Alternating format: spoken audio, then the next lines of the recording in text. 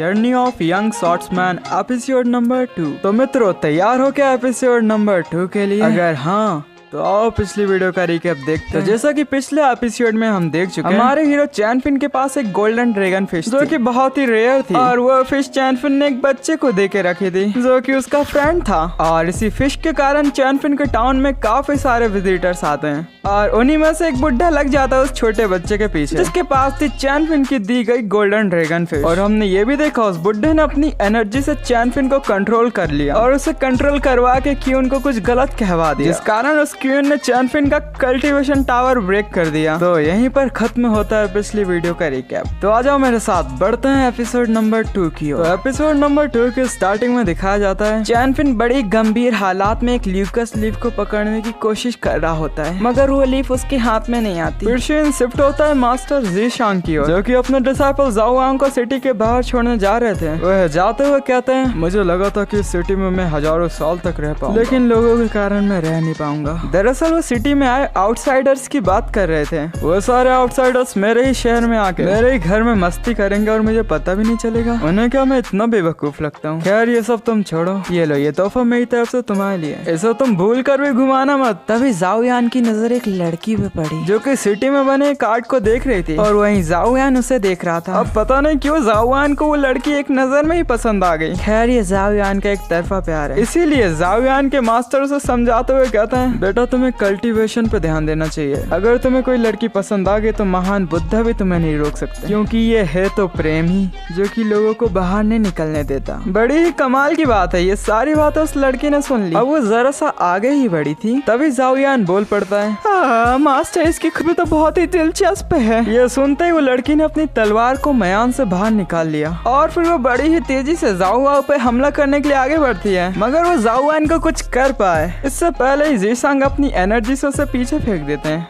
जिसके बाद वो निंगाओ के पास जाके कह रहे थे शेरनी को कभी चूहों का शिकार करते हुए देखा है तुमने? अगर नहीं तो आज वही तुम कर रही थी क्योंकि अभी के टाइम मेरा डिसाइपल काफी कमजोर है और उसमें इतनी क्षमता नहीं कि वो तुमसे लड़ सके और तुम तो उस पर जानलेवा वार कर रही हो। इस पर निन्हाओ कहने लगी तुम होते कौन हो हमारे बीच में बोलने वाले? ये हम दोनों का मैटर है और इस पे तुम इंटरफेयर बिल्कुल मत करो। खैर इस चूहे को छोड़ो, अब मैं तुम्हारी पावर देखना चाहती हूँ। ये कहने के बाद निंगाओ लग गई मास्टर को मारने के लिए।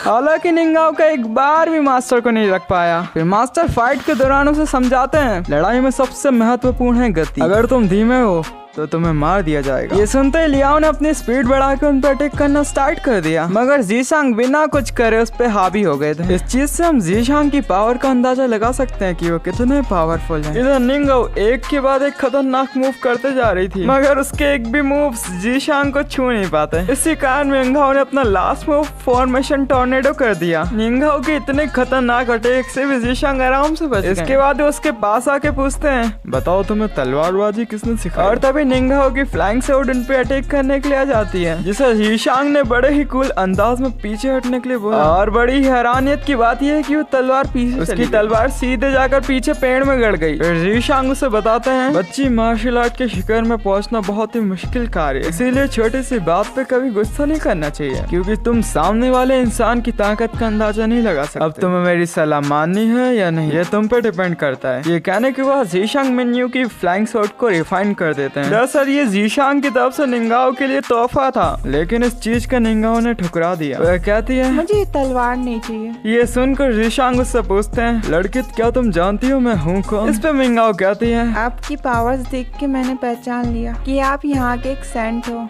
ये जानते हो तुमने मेरे गिफ्ट को ठुकराया क्यों? तुम्हें तो ये तलवार को स्वीकार कर लेना था। मुझे माफ करिए मैं नहीं ले सकती है। ज़ीशांग के गिफ्ट को ठुकरा के मिंगा वहाँ से चली गई और वो पूरी रात तक टाउन को विजिट कर रही थी। टाउन को विजिट करते करते वो सोच रही थी उस सेंट ने मेरी तलवार पर वर्ड्स डालकर मुझ पे कोई एहसान नहीं किया था। उसे लगता है कि मेरी तलवार बेकार है इसलिए उसने मेरी तलवार को शार्प करा। और तभी निंगाओ को फील होता है कि उसे कोई फॉलो कर रहा है। दरअसल वो एक फ्लाइंग स्वॉर्ड थी जो कि निंगाओ पे अटैक करने आई थी। निंगाओ ने फ्लाइंग स्वॉर्ड से खुद को तो बड़े आसानी से बचा लिया। वहीं दूसरी तरफ हम गाओ जेंग को देखते हैं जो कि अपने खास ट्रेजर को घूर रहा था कि तभी वहाँ पर मिंगाओ पहुँच जाती है। उसकी सर्वेंट को निंगाओ को देखते उस पर शक हो गया। उसे लग रहा था कि ये आज गाओजेन का टिकट कट कर देगी, मगर मिंगाओ तो चुपचाप से वहाँ से गुजर गई। तभी एक नाइफ निंगाओ की तरफ से होते हुए गाओजेन की ओर बढ़ा। हालांकि उस नाइफ को एल्डर वू ने पकड़ लिया था और एल्डर वू को लगने लगा निंगाओ ने ही उसके मास्टर पर अटैक कर दिया। इसीलिए एल्डर वू ने तुरंत ही निंगाओ के साथ फाइट करना स्टार्ट कर दी। इनके झगड़े को देखते ही एक मिस्टीरियस सा बंदा गाओजेन को मारने के लिए आगे बढ़ रहा था, मगर तभी निंगाओ ने अपनी फ्लाइंग शॉट को समन करके उस बंदे को खत्म कर दिया। अब तो सबको पता चल गया कि निंगाओ ने ही गाओजेन की जान बचाई है। वहीं गाओजेन उसकी टेक्निक्स देख के काफी इम्प्रेस हो गया। वो तुरंत ही उसके पास उसका शुक्रिया अदा करने के लिए जाने लगता है, मगर एल्डर वू को अभी भी उस पर यकीन नहीं था। वो कहता है, मास्टर मुझे लगता है कि लड़की आपका टॉस जीतने के लिए ऐसा कर रही है। हालांकि गाओजेन सीधा उसको इग्नोर करते हुए निंगाओ के पास पहुंच गया। वो उसके पास जाके कहने लगा, हाय,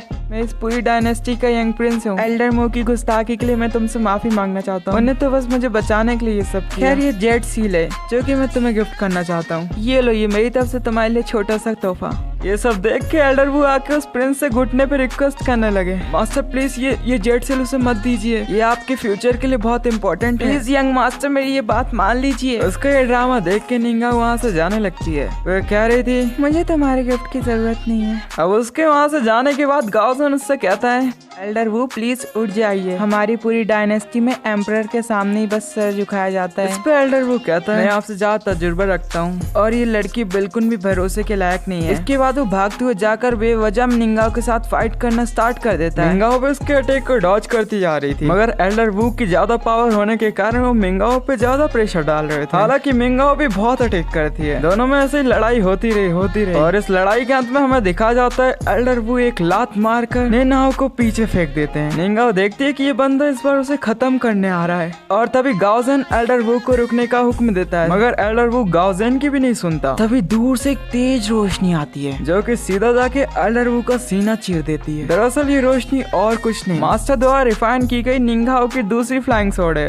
तब तक निंगाओ वहाँ से गायब हो गई थी। इधर गाओजेन एल्डर वू पे चिल्ला रहा था, एल्डर वू उस लड़की ने शाओ फैमिली से ट्रेनिंग ली है, वो आगे चल के मेरी बेस्ट शैडो एसोसिएशन बन सकती थी, मगर तुमने उस पर बेवजह अटैक करके मेरा सारा प्लान चौपट कर दिया। एल्डर वो अपने सीने में लगी हुई तलवार को बाहर निकालते हुए कहने लगा, मास्टर मेरे लिए आपकी सेफ्टी सबसे ज्यादा इम्पोर्टेंट है। मगर गाओजेन उसकी एक बात नहीं सुनता। तो कहता है, तुमने मेरे एक भी ऑर्डर को नहीं माना। क्या तुम जानते नहीं कि मैं सुई डायनेस्टी का होने वाला प्रिंस हूँ? मैं तुम्हारा मास्टर हूँ, समझे? तुम बिल्कुल ही बेवकूफ हो। उसका ये गुस्सा देखकर एल्डर वो उससे माफी मांगने लगे, मास्टर मुझे माफ कर दीजिए। और तभी इन्हें सेंट जीशांग की आवाज सुनाई दी। वो एल्डर वू से कह रहे थे कि एल्डर वू, तुम्हें बेवजह की लड़ाई करने में बहुत मजा आता है, क्यों ना दो हाथ मेरे साथ हो जाए। ये सुन के एल्डर वू की फट के हाथ में आ गई।